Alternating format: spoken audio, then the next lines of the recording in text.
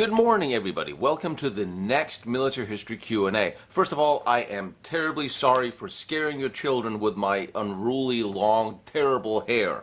We are in day 87,000 of this whole corona nonsense, and my hairdresser is hiding somewhere in his basement. So this is what it's going to be for the time being. And speaking of that, to my friends who are deployed, wherever you are in the world, just be happy you're there right now, because the battle of toilet paper and hand sanitizer here, it rivals Fallujah. So, for you guys wondering why in the hell you're sitting out there on the battlefield, maybe some of this history here today will help you. Today, we got some interesting questions. We got the first of the what if happened, where we have the HMS Warrior. What if it had been transferred back in time to the Battle of Trafalgar? That's going to be fun. 2 German submarines sunk off the coast of Argentina way after World War II ended. Why? Some speculation, a little bit of conspiracy, because there's very little fact, but I do have some ideas, and I know that's why you're here. And we're going to talk about Nikita Khrushchev. Why was he ousted as premier after the war? Way after the war, actually. Also, there's going to be a bonus question. I will pick something out of the dustbin, and we'll see if the gray noggin will know. But let's start. Alright, so the question is, why did 2 German submarines sink or disappeared off the coast of Argentina after the war? And when I mean after the war, we're talking about 17th of August and 10 July. Now remember, we're talking about German submarines. I don't know if you know that, but we are. And the Germany surrendered all the way back in May. So now we have these 2 German submarines that pop up the coast of Argentina. And this one, the question here is, why were some of them sunk? Now, quite a few German submarines were sunk or scuttled off the coast of Argentina in the months after the war. This question is a little interesting. You may have to clarify for me if this is the ones you're talking about, or you're talking about the 2 that actually popped up and surrendered, like the U-977 that was commanded by Heinz Schäfer. Because that's interesting, because August is a long time after the war ended. That submarine was last seen in Oslo Fjord in Norway, long ways off, all the way back in March. So where that submarine went, where it had gone, the Captain Schäfer was reluctant to share that information, and the submarine's logbook had disappeared. Also, there's been signs of some fire. These torpedoes were all missing, and the deck gun was also missing. If that's the submarine, there's still speculation of where it went and where it had been for that time. The other submarine, 10 July, it's a little closer to what you would expect a submarine being able to stay at sea and still barely crawl into port. You have to remember, submarines during World War II were supplied by big milk cow submarines out on the ocean, so they'd have to go back and fill up with foods and fuel every now and then. After the war, there were no milk cows, there were no supply ships out on the ocean ready to supply these German submarines, because this was after the war and all shipping had been ordered to surrender. So how did these subs stay out there unsupplied, because someone must have supplied them. Otherwise, they would have starved to death at this point. Now, there's one interesting thing. Actually, there's 2. Let's go with these 2 submarines, and hypothetically, where did they go? Why did they go there? Off the coast of Spain are the Canary Islands. The Canary Islands had German submarine pens, and a sympathetic bunch of people staying there, keeping an eye on Allied shipping. But this was a place where German submarines could have popped in, resupply, or hid. And General Franco was somewhat sympathetic to the Germans after the war, so letting German submarines still dock and hide and refuel after the war had ended was absolutely plausible. Indeed, it happened. There were German soldiers fleeing to Spain as a jumping off point to get to Argentina or South America. Some just stayed in Spain. There's some large German World War II cemeteries in Spain. You just have to look for them because they hid them a little bit. There's also another island on the way. 1,000 kilometers off the coast of Rio de Janeiro is a little island called Trinidad. Not Trinidad, but Trinidad. Yeah, look it up here. There were a small German contingent of sailors on those islands. Now, the interesting thing is, there's been some very interesting people investigating this, and one of them found a German tombstone on that island from a sailor that apparently slipped and broke his neck in 1947. Now, if you do your math right, that's 2 years after the war ended. So, why were German sailors and support crews stationed on this little island off the coast of Rio de Janeiro up until 2 years after the war? We'll get to that in a second, because this is where the speculation is going to have to start. Anyway, there were possibilities for these two subs to stop, to replenish, to sit and wait, and finally make it to the coast of Argentina. Nothing strange about German soldiers wanting to go to Argentina after the war. Germany lost the war, and Europe was not really the most friendly place for German soldiers or sailors at that point, or especially members of the SS, or politicians that were connected with the SS, or intelligence service, and all these ties together in just a minute. Who did this sub bring with him is the interesting part, because he snuck in 4 months after the war ended. He must have had somebody interesting on board, or something interesting on board. And this is where we have to go back to 1944, at the point where Martin Bormann, Hitler's secretary, Martin Bormann was pretty much the gray eminence that ran the economy, ran the party for Hitler while Hitler was busy running the war. Now, Bormann was very well aware that the war was lost. He wasn't about to risk his position by telling that straight out to Hitler, but what he did was lots of deals. Bormann was a wheeler and dealer, and he had his finger on the money of the Third Reich and all the businesses, and he was not a person you wanted to disobey or fall out with. It is said that Bormann died out of the bunker after Hitler committed suicide. I have very serious doubts that he did, because in the middle of 44, he sat down with all German industries and ordered them to start evacuating all the German riches, all the companies' money, all their patents, whatever they had, were to be shipped and out of the country, out of Germany, out of Europe, to all the various companies, affiliate companies overseas. So they were safe. So Bormann could build the Fourth Reich, economic Reich, after the World War II would officially have been over, ended, and lost. He did not want all German industry, money, finances, wealth to officially be lost just because Germany lost the war. At the same time, there was a vast number of people who had committed various crimes, who had committed war crimes, who would be wanted by the Allies. Not to mention those who just wanted to get away from a possibility of a war crime or a summary execution by some trigger-happy GIs after the war ended. So there was a vast network of German scientists, there were politicians, there were SS men that fled, and they had planned to flee, and when the war was lost, that's when you heard the term, the rat line, through the Vatican, through Spain, through Italy, and some of them went on ships and submarines, and some of them probably went on planes. And a lot of them went down to Bariloche, down in Argentina, because Perón, the president of Argentina, was very sympathetic to the National Socialist cause, very sympathetic to Germany in general, and his wife, Vida Perón, was very sympathetic as well and very helpful.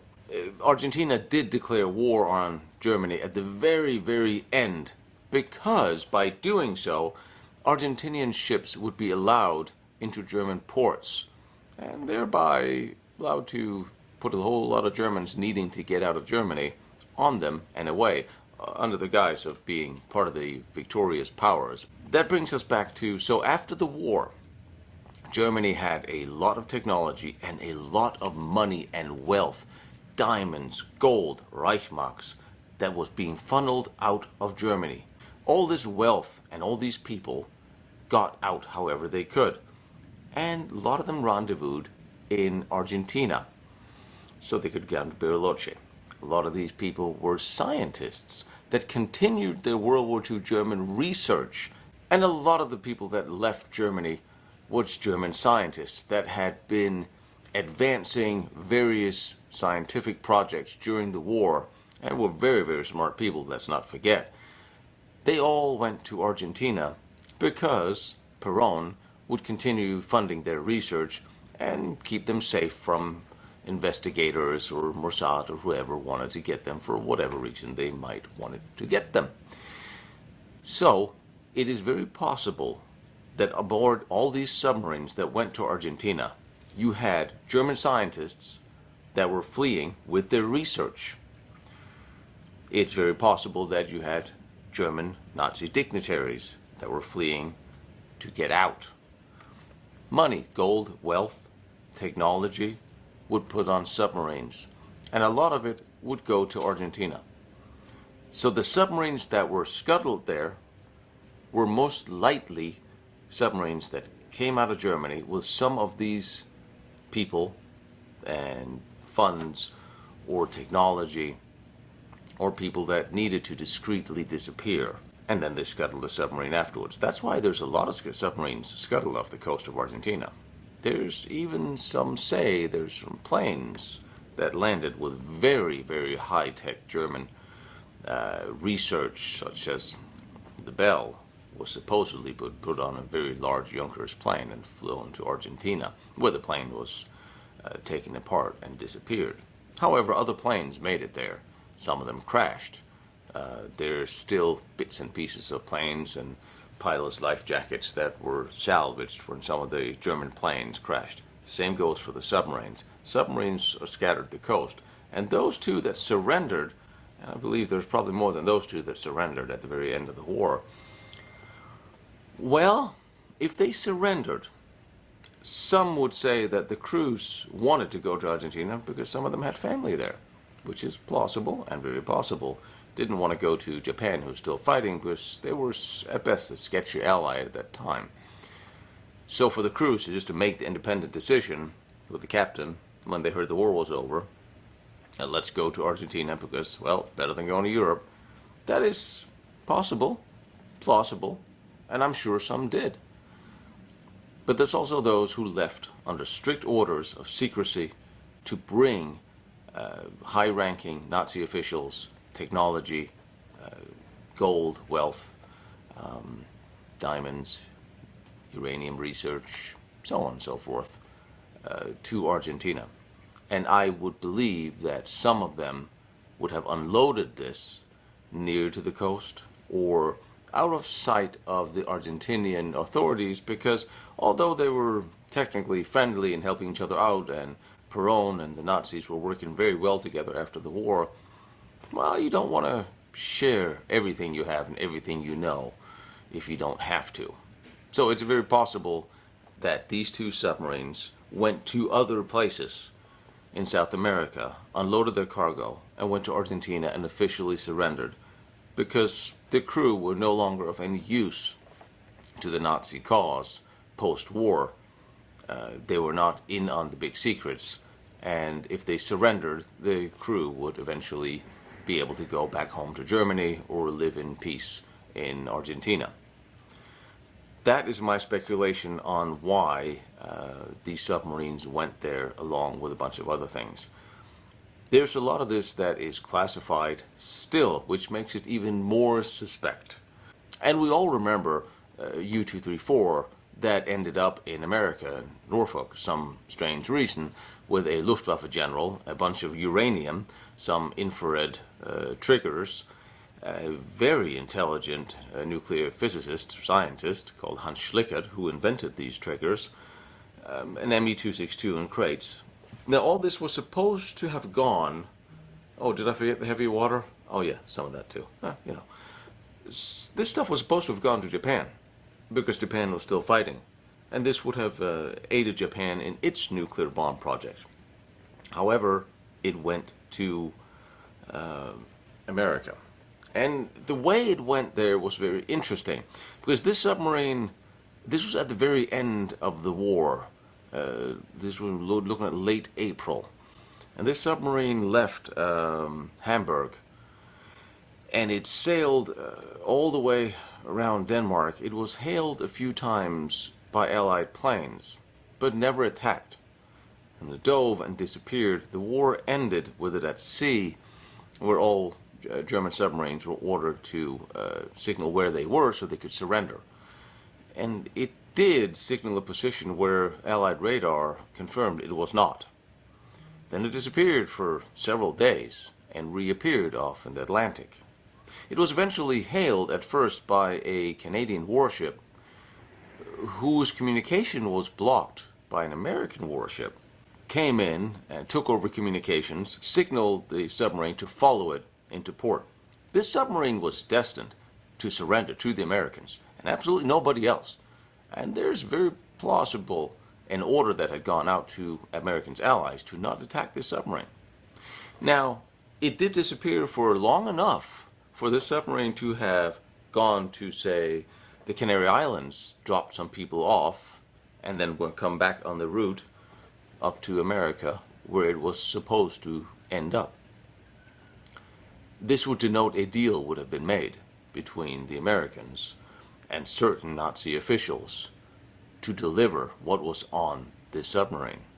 The cargo is listed, it's verified, it's documented. There's uranium, there's heavy water, there's the nuclear triggers. And these nuclear triggers are very plausible the ones that were used to detonate the nuclear bomb over Nagasaki. Not that anybody would like to admit that, but the documentation is there. But again, so a deal must have been made with this submarine and some Nazi official that got away. My money is on Bormann, especially since the DNA that's supposed to be conclusive that it was his body that was found in, I believe, 91 in Berlin, where they had dug for him before, is a little inconclusive, and at the point of the discovery, he would have been long dead anyway. So there's a lot of questions there. But it's possible that very high-ranking officials had gone with these submarines, got dropped off somewhere, and then the submarines would have surrendered themselves, or as others did, if that was the question, scuttled themselves. That's why I think they were there, and I absolutely guarantee you there's a lot more to that story that has yet to be released, and I am on it. I have filed a lot of FOIA requests because I'm writing a book on the German nuclear weapons, nuclear bomb project in general, and some of that ended up in Argentina. So, there will be more on that. Anyway, next question is, the question is, how would HMS Warrior fare against the French fleet during Trafalgar? Now, HMS Warrior was launched in 1861, and the Battle of Trafalgar was in 1805. So, what does some 55 years of shipbuilding and innovation give you? Well, that's short. Everything. The Warrior was an amazing ship. It was the first fully metal-built warship, built by the British Navy. And let's face it, by 1861, the British Navy was the shits. They knew something about building ships. This was a very well thought out, well planned, well laid out ship, all the way down to its beam. They had a plan with this. First of all, it was the first ship that had shell guns, which could do a lot more damage than the regular round cannonballs. These would actually shatter and explode. And it has both steam and sail, making it capable at 17 knots using both. This was a phenomenal speed at that time. But remember, being a steamship, had a propeller. It could also sail when the wind was completely quiet, or it could even sail against the wind. That will be important if we transport back to the time of Trafalgar. It was armored with a solid 4.5-inch steel plate backed by teak, and at that time it was pretty much invulnerable to any other kind of fire, short of maybe the 15-inch Dahlgrens at very close range. However, nothing else. At that time it was built would penetrate the armor of this ship. It was the first ship that had a fully armored citadel, a box within the hull that could not be penetrated, which means you could shoot the rest of the ship away and flood it on front and aft, and it would still sail or float. Also, it was originally supposed to have 40 68-pound muzzle-loading guns. However, 110 breech-loading guns made by the Armstrong Company, so they got 10 and 26 of the 68-pound and 4 of the 40-pound guns. And as it turned out, the 110-pound gun was a little bit disappointing initially, as the seal of the breech in the back was not always that tight. Within 4 years, she was refitted with 7 and 8-inch guns, also firing steel shot from breech-loading guns. Gun manufacturers had to work hard to keep up with developments of ships at that time, and they did. Now, that brings me to the question, are you talking about the original Warrior as it was laid out, or the Warrior after the refit 4 years later? Spoiler, it doesn't really matter if you bring it back to the time of Trafalgar, because the Battle of Trafalgar against the French fleet, 1805, all wooden sail ships, firing cannonballs. If you placed HMS Warrior at that time and place, with Nelson as a commander, and he was an aggressive commander, he wanted to get right up and close, sink the shit out of his opponents. Let's face it, he was a ballsy man. He could pretty much sail around every French ship and shoot holes in it without the French fleet at Trafalgar able to do anything to stop him, because none of their cannonballs would penetrate his ship, his steel ship, and most of his shell guns would completely destroy any of the French ships. He could do this at will, even if there was no wind whatsoever. The French would shoot out his sails, it doesn't matter, because he's got a propeller. So, having the HMS back at that time would have been doom on the French fleet. Plus, you got to remember, HMS Warrior had a sister ship. So technically, if we were transporting the Warrior back in time, we might as well also bring back her sister ship. And then there was two, which would almost be unfair for the French. And also, just to make it a little bit worse, even for all those wooden ships at Trafalgar, the Warrior was also equipped with guns firing the Martin shell. The Martin shell was not explosive, it was filled with molten metal. You fire that thing into a wood ship, all this molten metal will spread out, burn men, wood ships, sails, everything, catching wooden ships alight. There was honestly no way any of the ships at Trafalgar would have made it out if the Warrior had shown up. The next question, which the answer in its full entirety would probably take me about a year to answer, so this is the abbreviated version for the sake of your sanity. Why was Nikita Khrushchev ousted from power? Nikita Khrushchev was the Russian Prime Minister from 1953 to 1964. In 1964, he was forced to resign. What makes this complicated is there's a lot of different facets, and you have to remember the time and place and environment where this happened. Russia was not a democracy. As the communists have taken over Russia and Stalin had become premier and led Russia in and won World War II for Russia, Stalin was a ruthless dictator. An environment of absolutely fear and terror existed within the Soviet Union. Ever since Stalin's purges, where millions of people were picked up in the middle of the night and killed. Stalin's purges of the military, they were deported, their soldiers were killed. Stalin purged a third of his military leadership before World War II. So to have a brutal dictator like him in power left pretty much everybody a little antsy when it was their turn for a knock on the door. But within such a reign, there's also a lot of other henchmen. a lot of room for brutal infighting and denunciations of each other, a lot of finger pointing. A lot of people would sell out their friend of yesterday in order to gain favor with the party or get an advancement. And obviously, as it so is, when you have a dictator in charge, you'll have a lot of ass kissing, and you'll have a lot of brutal henchmen that does unquestionable deeds of horror if the dictator so wishes. So in order to understand Nikita Khrushchev, the world he was in, you have to understand the time of Stalin, the time of post-World War II generals that have worked their way up side by side by Stalin and proved themselves.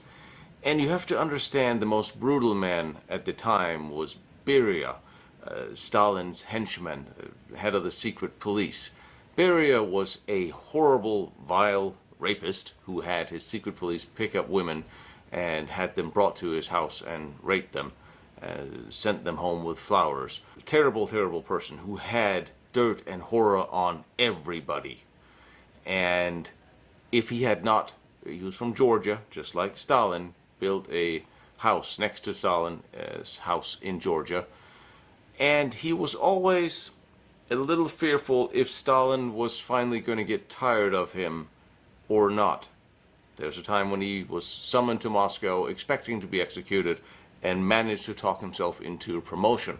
Beria had dirt on everybody, so half of everybody hated him, and yet a lot of people owed him their job and their position, like the secret police of which he was in charge. When Stalin finally died, and I'm using that term lightly because there's quite a lot of circumstantial evidence that Stalin was murdered. If not outright murdered, then at least by neglect after he had a stroke. It was more than 14 hours after his guards found him before doctors were finally summoned. And before that, leading up to Stalin's death, his security detail had been whittled away, his friends had slowly been whittled away and disappeared by Nikita Khrushchev, who had certainly had favor with the military. You had somebody like Zhukov that had been demoted by Stalin, probably on trumped-up evidence, as it so often is in a world like that. Well, Nikita Khrushchev won him over to his side and eventually promoted him, which is why Nikita Khrushchev's reign was won and gained by a military coup after Stalin's death. But we're not quite there yet. When Stalin died, remembering how Stalin's son absolutely cried out that they had killed his father, and was adamant about this in the years after until he was eventually arrested and died mysteriously. After Stalin's death and Khrushchev came to power, a lot of the allies in Poland around the Soviet bloc countries, their leaders died mysteriously.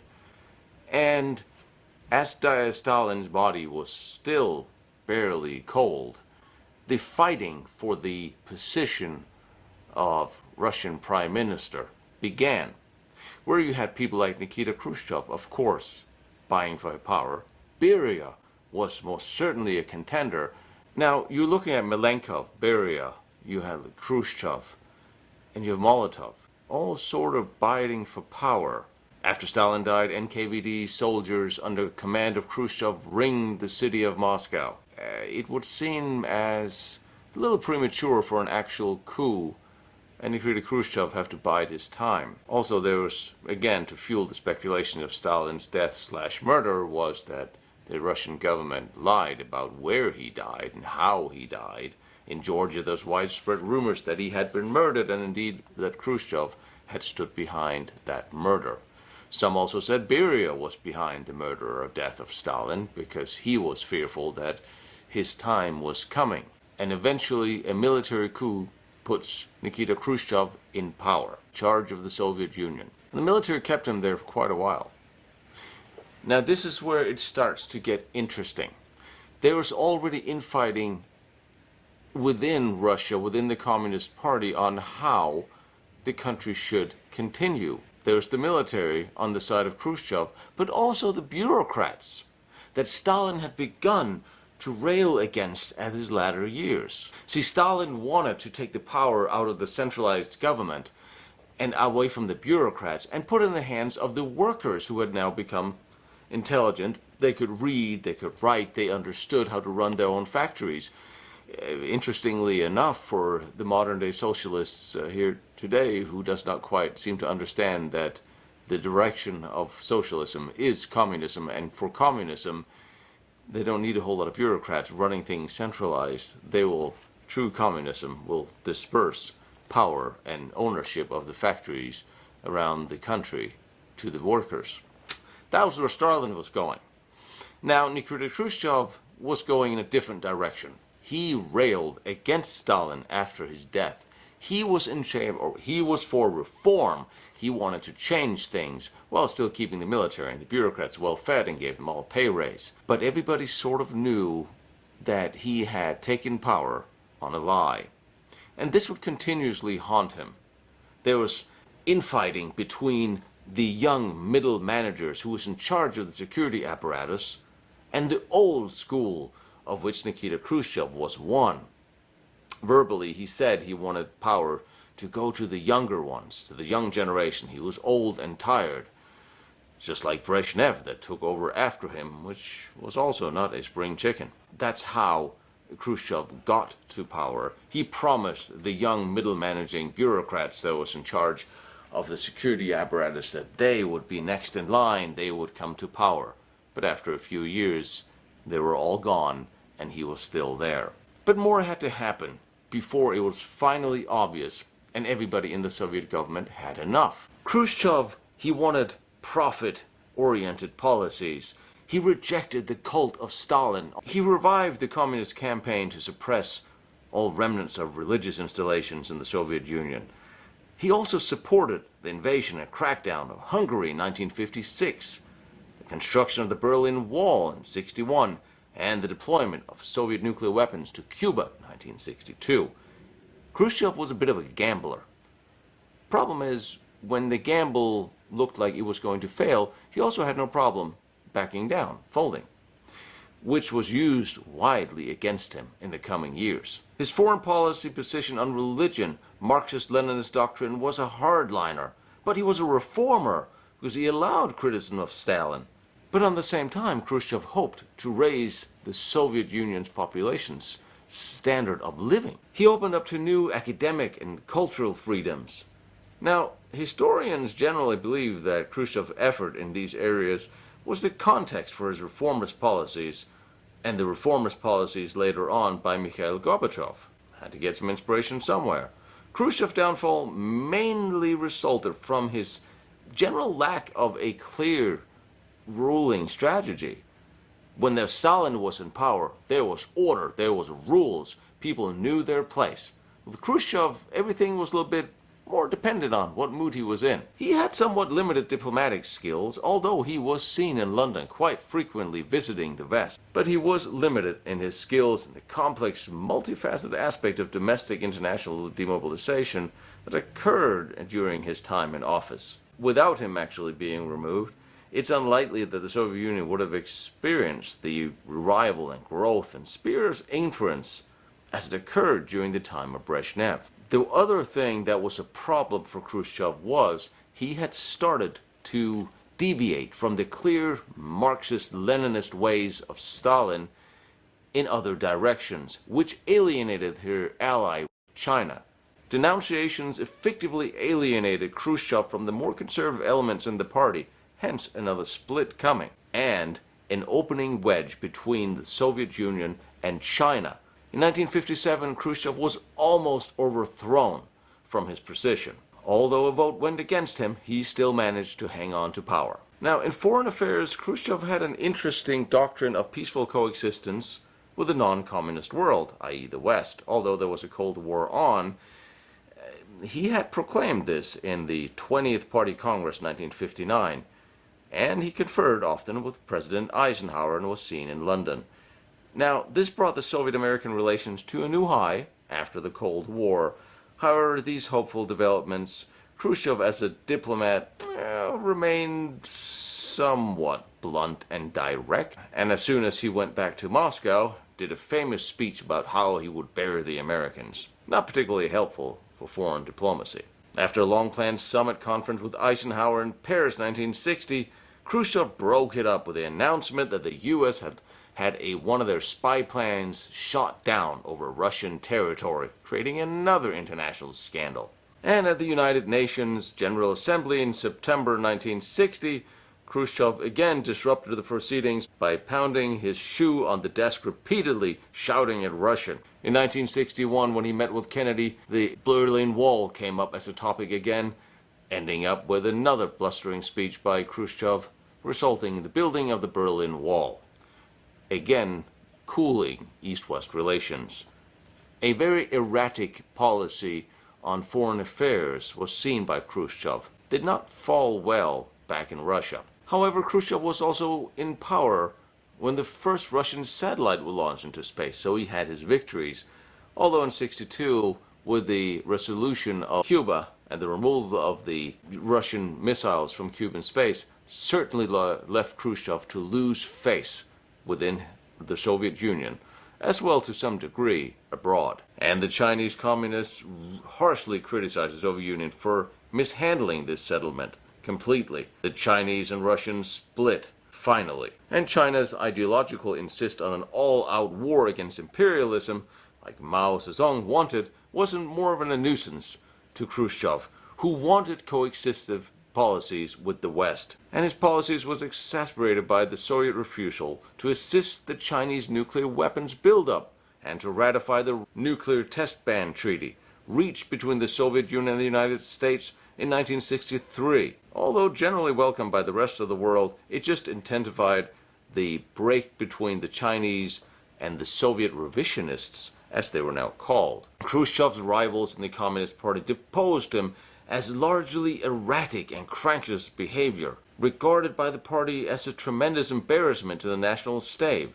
Now, domestically, Khrushchev had pushed for agricultural reforms that failed horribly in 1963, leading to uprisings, demonstrations, and several deaths caused by the military being deployed to counter these demonstrations. This was probably the final straw that led to Khrushchev's removal.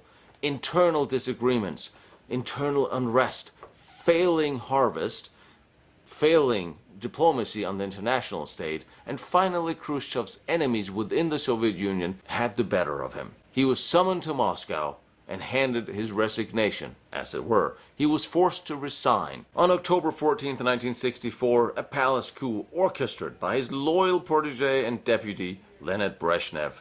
The Central Committee forced Khrushchev to retire from his position. The Communist Party subsequently accused Khrushchev of making political mistakes, mishandling the missile crisis, disorganizing the Soviet economy, especially the agricultural sector. He did not oppose, and he left office willingly after handing in his resignation, and his retirement was negotiated. After this Soviet coup, there were no executions, no deaths, no military in the streets. Khrushchev finally left voluntarily under pressure, and he died in 1971, still under house arrest. All right, so there you have it. That was the Soviet Union and Nikita Khrushchev, and there's so much more information available on this. I think I wanted to do a generalized answer on this that touched a little bit on all of them. Certainly one of the more interesting characters would be Beria from that time. Somebody, but of course no one asked about him, so never mind. All right, I promised a quick round of bonus questions, so let's see what we have. All right. Could the USSR have defeated the Third Reich on its own? No. I don't believe it could, because the United States sent so much supplies to Russia and to England during that war. And England sent supplies to Russia. Hundreds of thousands of trucks, planes, weapons, rubber. Without the American trucks, the Russian army could not have moved on Berlin with the speed it did.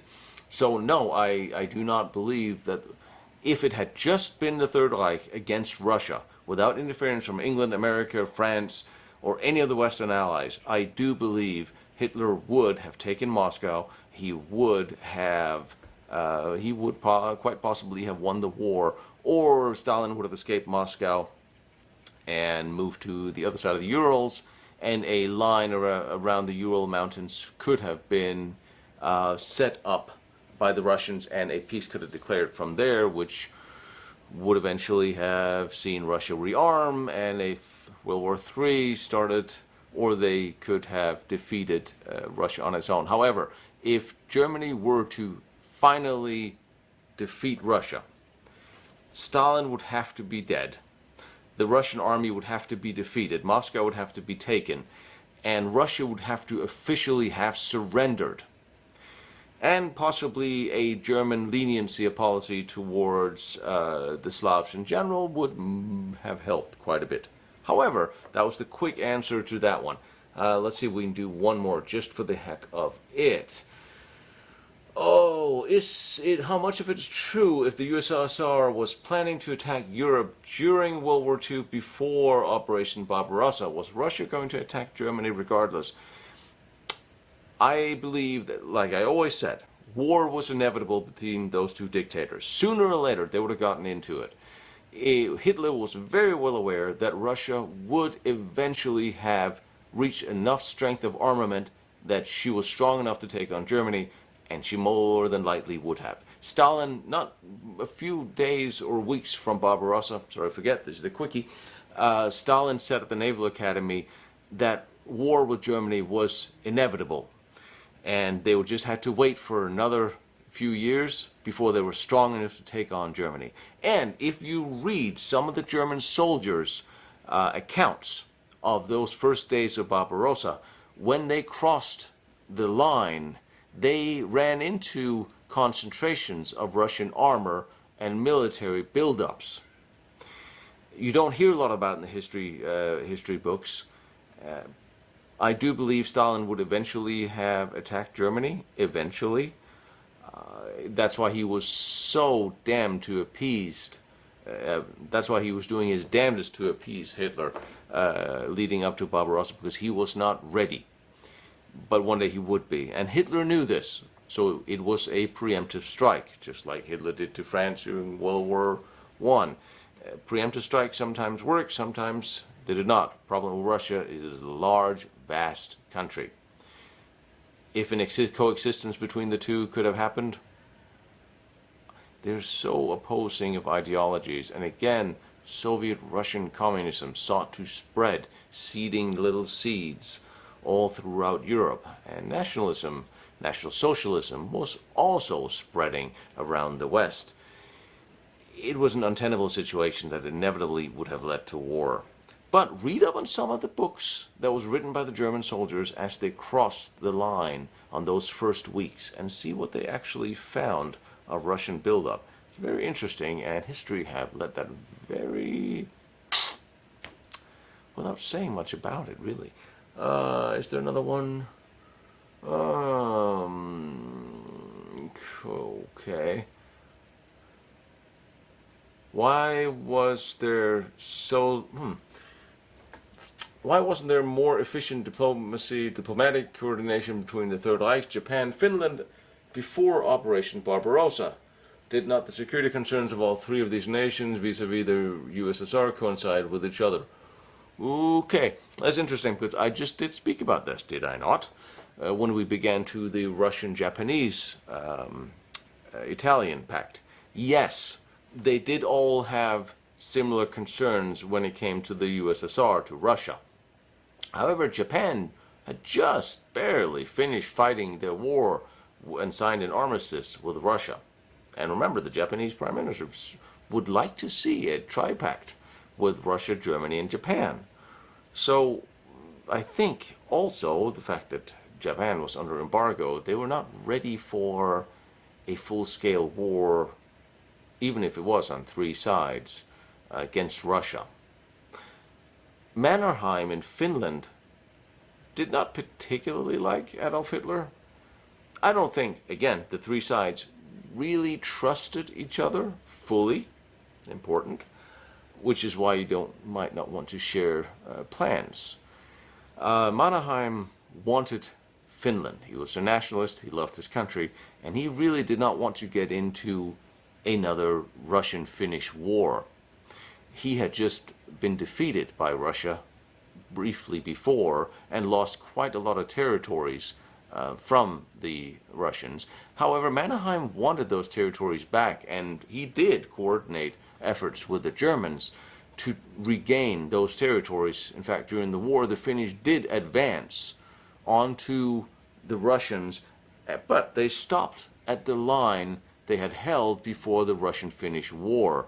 And that is pretty much where they sat until the Russians finally overcame them and forced them into a peace treaty where they lost territories again and turned on their German allies, but that is an entirely different story. There were some coordination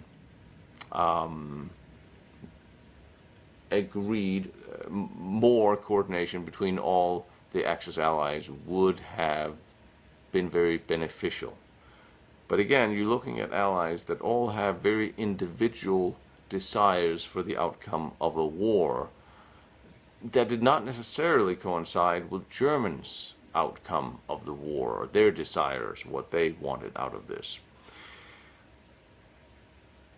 It's an interesting question, worth looking into in more depth than just one of these quickies. Anyway, this was enough military history Q&A for today. Send me your questions and I will give you my answers. And if you find that I am wrong, send me the documentation, paper, whatever you have, screenshots. I absolutely love to find out that I made a mistake or something I thought was not. I am one of those strange historians that really like to learn something.